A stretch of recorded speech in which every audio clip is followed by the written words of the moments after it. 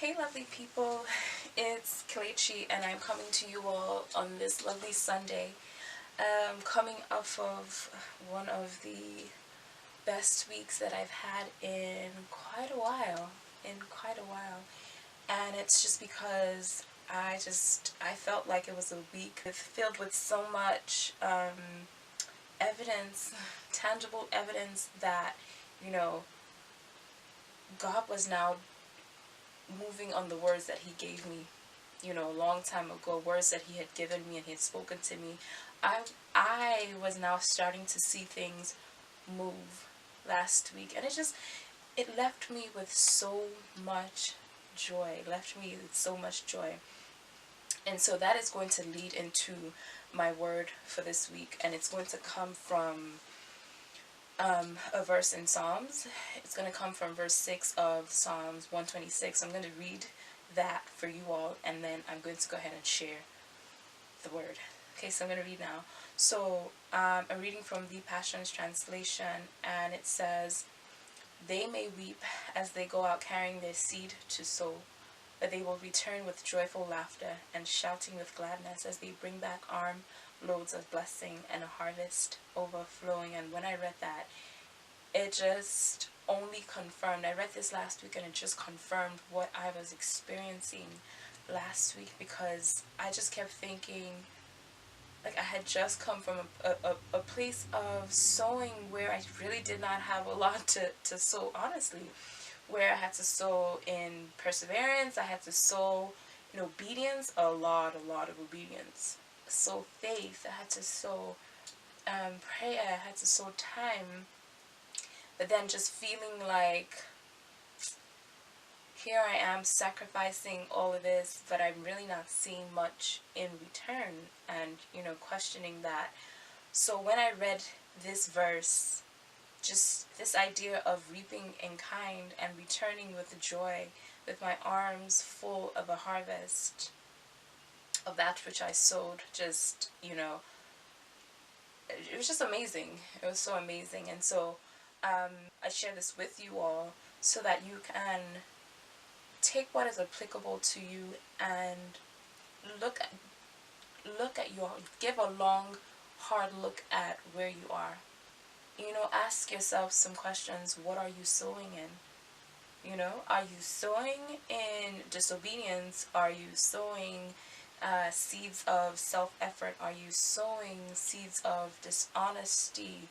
Are you sowing in things that are not of honor to God?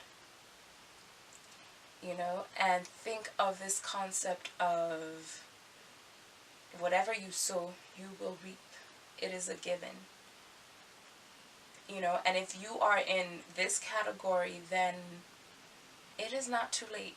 You can go to God and be like, okay, Lord, how can I do this differently? What does that look like? I go ahead and align, go ahead and adjust, go ahead and correct.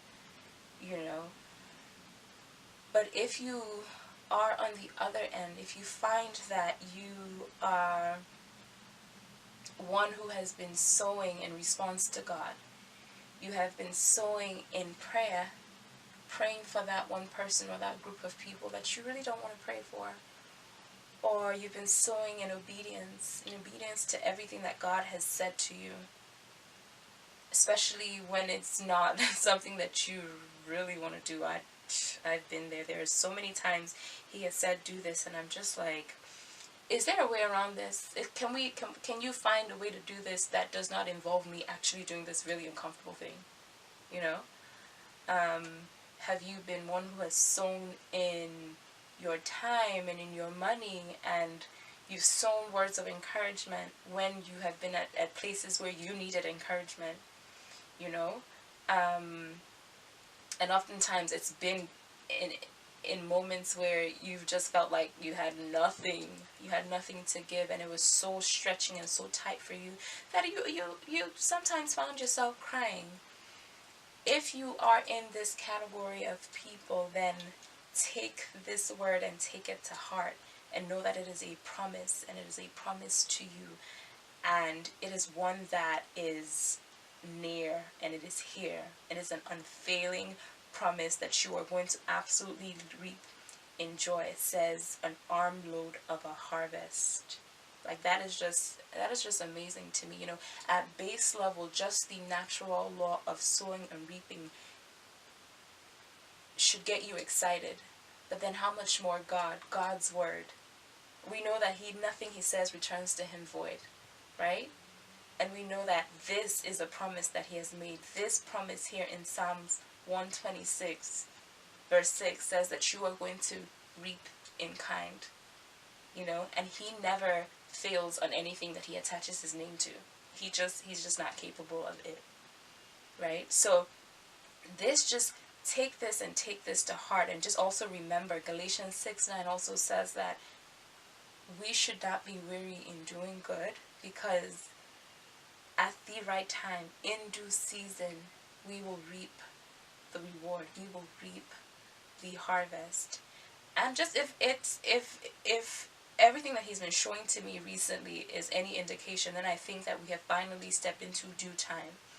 If anything that I saw last week is any indication, we are now in that time where things are now converging. Things are now starting to unfold.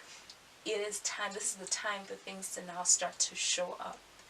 And so get excited. If you have been sowing and you have been planting and you have been sitting with God and you have come to a place where you're just like, oh my God, Lord, I don't see anything. I'm not really seeing anything. Get excited, because this is his word. This is his promise. This is what he's saying that he's doing right now. Harvest is on his heart, and it is heavy on his heart. So I do hope that this was as exciting to you as it is for me. And I hope that it just encourages you to just continue to just lean into him and continue to just follow him, because you know that what you're going to get is certain. It's very, very certain. So you have a wonderful week, and I will see you all in the next video.